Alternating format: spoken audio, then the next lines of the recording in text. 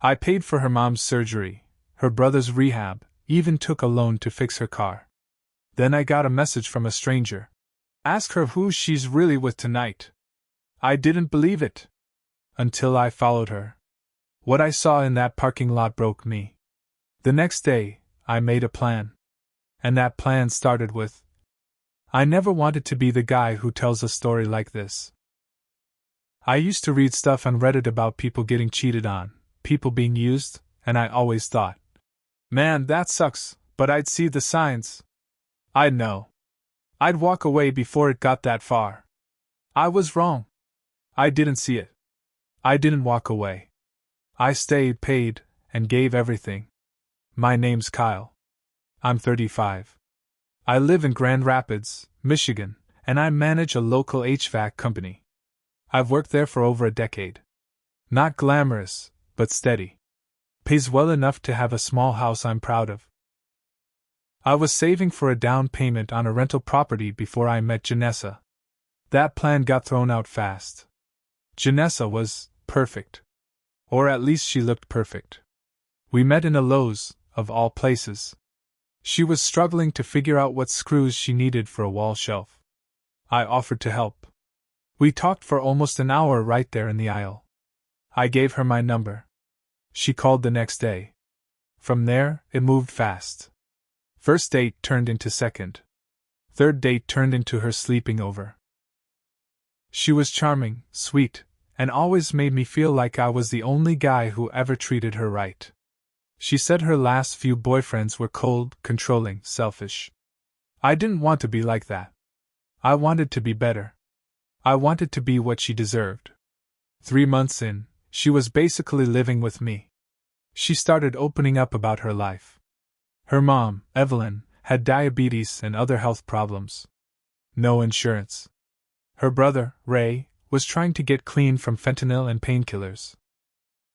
He'd been in and out of cheap rehabs and halfway houses. Janessa said she was doing the best she could to help them, but money was always tight. I offered to help. It wasn't some big decision. It felt right. Evelyn needed a complicated procedure, something to do with her kidneys and circulation, and they didn't have the money. I wrote the check. I remember Janessa crying into my chest, thanking me over and over. You're the only one who's ever been there for me like this, she said. A couple months later, Ray relapsed. He OD'd in someone's bathroom and ended up in the ER. She was panicking. I found a rehab facility an hour away that looked decent, not some government-funded box where they ignore you all day. I put the $7,200 on my credit card. Her car broke down last winter. Michigan winters aren't a joke, especially for someone with medical appointments and family issues. I didn't want her stranded or freezing. I went down to the local dealer and got her a reliable used RAV4. Took out a loan to cover it. My credit was good, so I got a decent rate. That's around the time things started to shift. She stopped smiling as much. She started locking her phone. She stopped reaching for my hand in the car, and her "I love you" texts got shorter.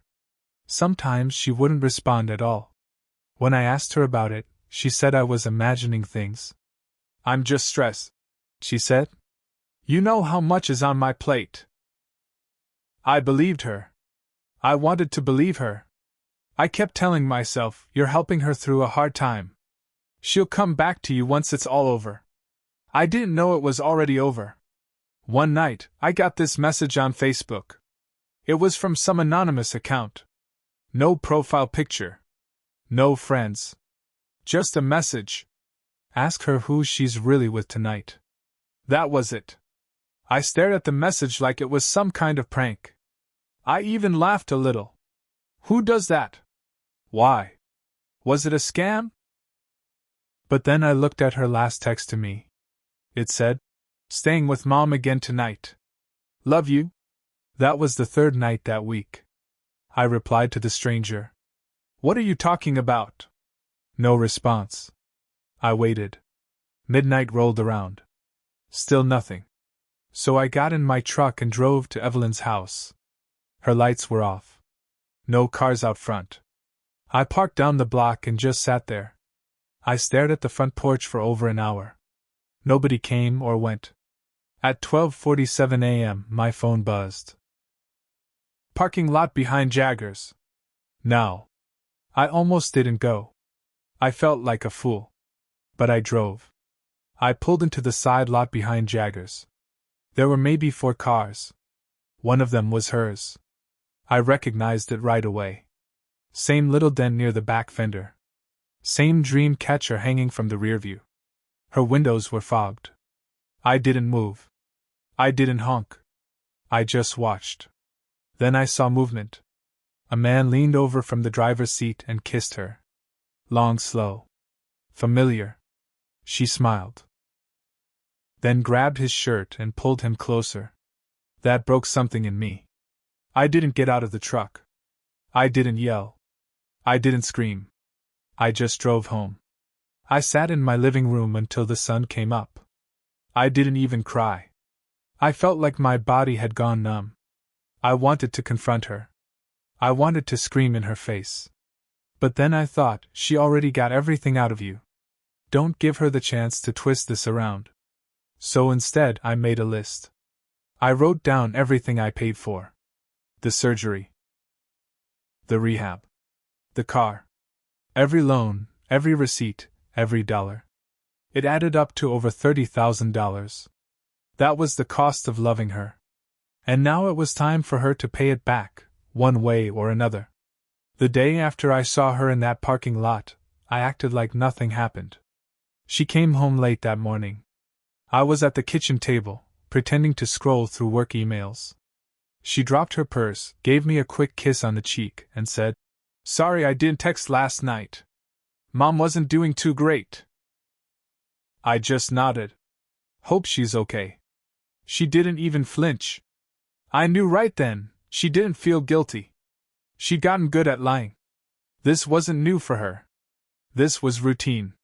So I played along. For a whole week, I acted normal. Made dinner. Rubbed her shoulders. Talked about weekend plans. She smiled like everything was fine. I even offered to take her and her mom out to dinner that Saturday.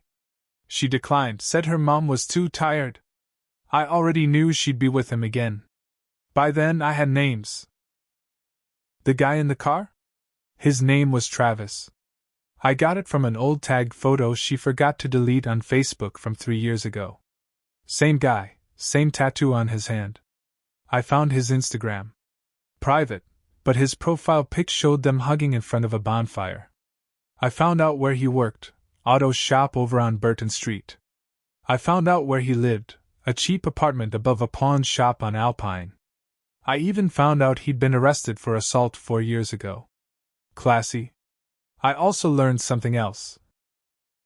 Janessa had been with him before she met me. They dated on and off.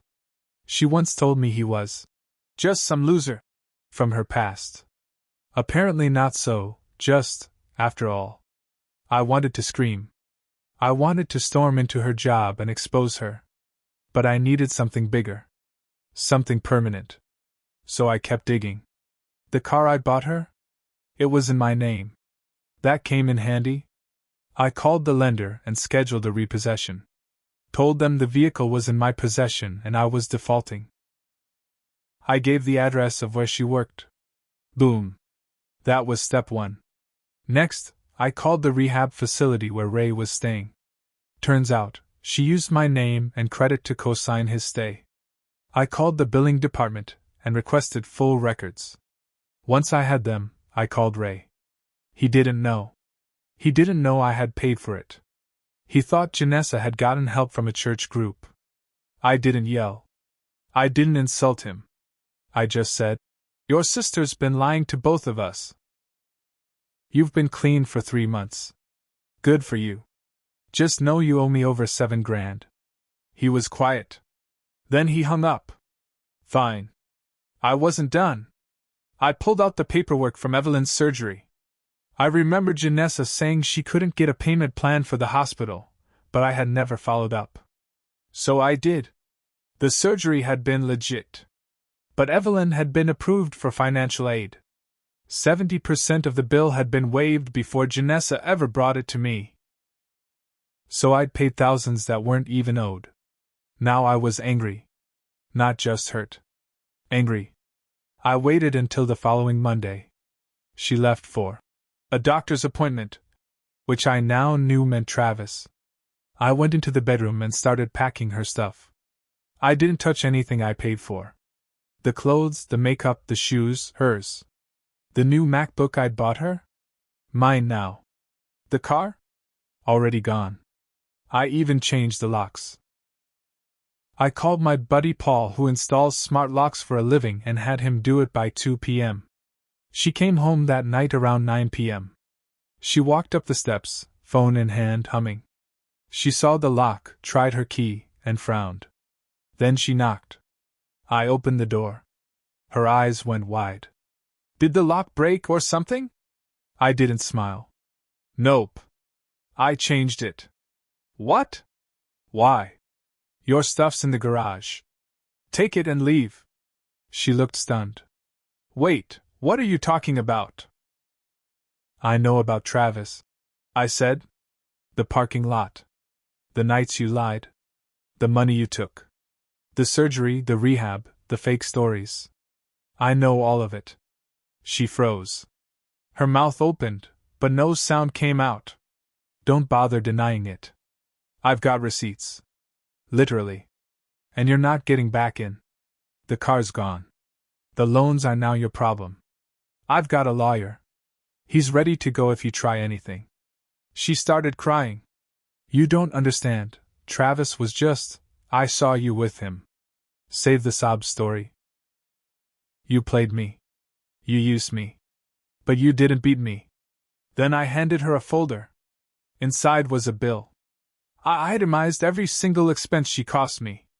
Car, surgery, rehab, groceries, rent, utilities. I even charged her for gas. This is what you owe. You won't pay it. I know that. But now you'll know what using me really cost. She looked at me like I'd slapped her.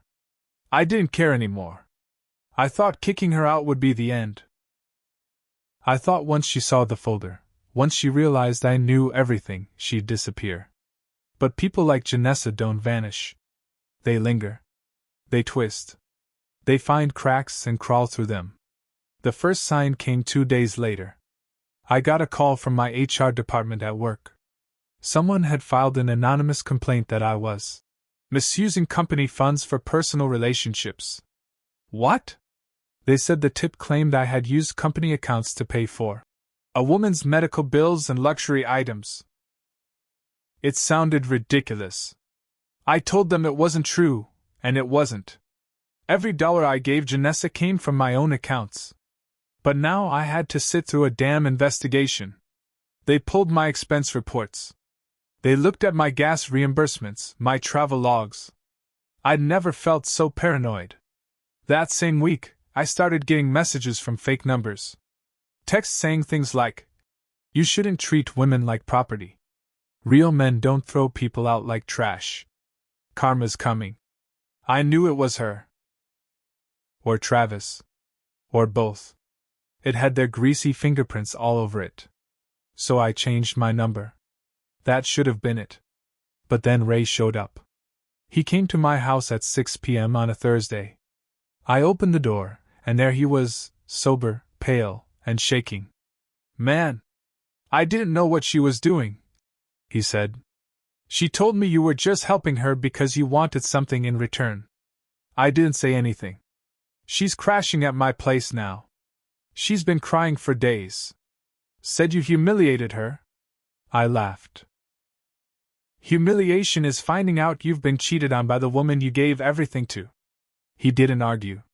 "She's saying she's pregnant." I stopped. "What?" "She says it's yours." My stomach dropped. Not because I believed her, but because I knew what that claim could do. I said, "Did she show you a test?" "No, did she tell Travis?" He looked away. "Of course not. Because if she was pregnant, and that was a big if, she didn't want the father to be a broke mechanic with a rap sheet. She wanted the stable guy with a job and a house. Me. I told Ray. She's lying. But if she wants to go that route, tell her to send the test and the due date. We'll do a DNA test the moment that kid's born. Until then, I don't want to hear from her. He nodded and left. He looked like a guy who knew a storm was coming and didn't want to be in it. Then the next twist hit. A week later, I got a letter in the mail. Not from her. From the hospital. Apparently, Janessa had requested a refund. Claimed the surgery payment was made under financial duress by a non-related individual, and asked for the amount to be credited back to her. She actually tried to steal the money I gave her mother. I called the hospital immediately. I sent them the original signed payment forms, which had my name on them. I wrote a statement and included proof from my bank. The billing department manager was shocked. She said, "You coerced her?" She told me. That word, coerced. It made my skin crawl. Janessa was trying to rewrite the story. Turn herself into the victim. If it worked, she'd keep the money, ruin my reputation, and maybe even get something legally out of it. But I wasn't done yet. I didn't just want her out of my life. I wanted to make sure she never did this to anyone else again. So I took everything I had, texts, receipts, photos, the video I had saved from a dashcam that happened to catch her car in Jagger's parking lot, and I went to a lawyer. His name was Dan Myers. Older guy. Tough. No BS. After reviewing everything, he looked up at me and said, "We could sue. Fraud. Maybe even defamation if she keeps up with the lies. At the very least, we can send a cease and desist and scare the hell out of her." I said, "Do it." But I wasn't only going legal. I remembered something Janessa told me a long time ago, back when we were still new. Travis ruined my credit. He took out a card in my name and maxed it out. I had to beg the bank to reverse it. I wondered, how did Travis even get her info? She must have given it to him. Trusted him. I made a call to a friend who works in IT security. We'll call him Josh. Josh helped me run a soft background dig. Nothing illegal. Just enough to find some connections. And that's when we found something interesting. Travis had a PayPal account. Public transactions showed him receiving money from several women over the past 2 years. All notes labeled car repair, rent help, emergency loan. Different names. Different states. It wasn't just Janessa playing people. They were running a game together. Once I realized they were running a scam together, everything clicked. I wasn't the first guy they did this to. I probably wasn't the last. They had a system. Janessa plays the struggling girlfriend, wins sympathy, milks the guy for money. Travis stays in the shadows. They break up, rinse, repeat. Not this time. I sent everything Josh dug up to my lawyer, Dan. Screenshots, money transfers, names of the other women they scammed. Dan got serious after that. We drafted an official fraud complaint and started the lawsuit. It wasn't just for the 30 grand I lost. It was to expose the whole damn thing. But I didn't stop there. Remember Ray? Her brother?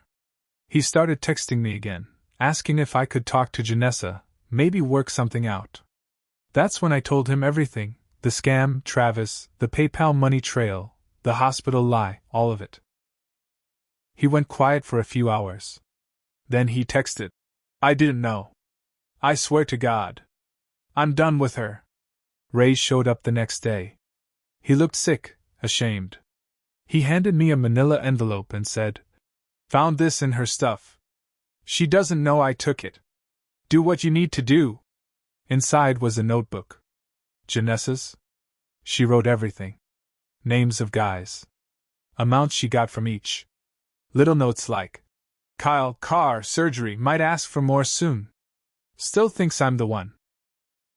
Brett from Ohio, paid $500 for car repair, actually went to Travis's rent. Need to lay low after this one. Too much heat.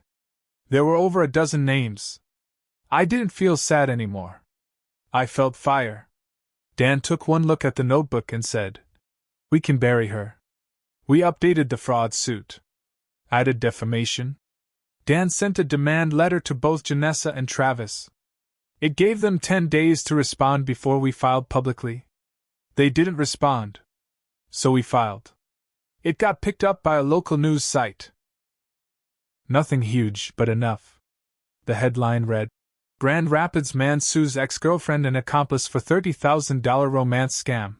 Possible ring exposed. The article laid it all out. I used my real name. So did Dan. We included screenshots, receipts, and a few select pages from the notebook. The site blurred the names of other victims, but left Janessa and Travis in full. Within 48 hours, the article spread. Turns out, one of the guys they scammed was a cousin of a local news reporter. Suddenly this thing went from a Reddit-style post to a 6 o'clock segment. I sat on my couch and watched the anchor say Janessa's name on live TV. Accused of running a romance fraud ring with her on and off partner Travis M., Janessa B., is now facing a civil suit and potential criminal investigation. Boom. That same week, I got a call from Evelyn, her mom. She apologized. Said she didn't know the full story. Said she'd pay me back if she could. I told her, "You don't owe me anything. You're not the one who lied." She cried. I almost felt bad. Almost. 2 weeks later, I got an email from one of the other victims. Guy from Indiana. Same scam, same playbook. He sent me his receipts and agreed to testify if needed. Then 2 more guys emailed. Then 4. By the time we hit the 2-month mark, Dan had over 10 affidavits. Enough for us to escalate it from civil to criminal. We handed everything over to the local DA. Travis got arrested first. Turns out, he had outstanding warrants. The new fraud charges piled onto that. They picked him up at work, in front of customers. The mugshot hit the web that night. Janessa tried to run. She went to a cousin's house near Kalamazoo. But it didn't take long before she slipped up. She used the same PayPal account to order a lift. Cops tracked her and brought her in. She cried in court.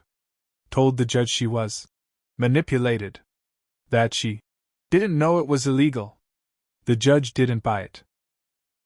They charged her with wire fraud, theft by deception, and conspiracy. Bail was denied.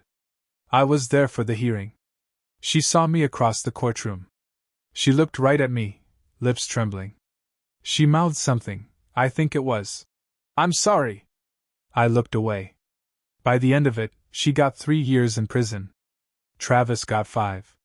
And me? Well, the lawsuit settled just before trial. I got $42,000. Enough to cover everything she took, plus damages. I used it to pay off my debts and then some. I even bought the rental property I'd been dreaming about before all this started. I turned the second bedroom into an office. On the wall above the desk, I hung a copy of that original message. Ask her who she's really with tonight. No name. No return address. Just a reminder. I still don't know who sent it. Could have been one of her exes. Could have been someone she scammed before. But that message saved me. And I never ignored my gut again.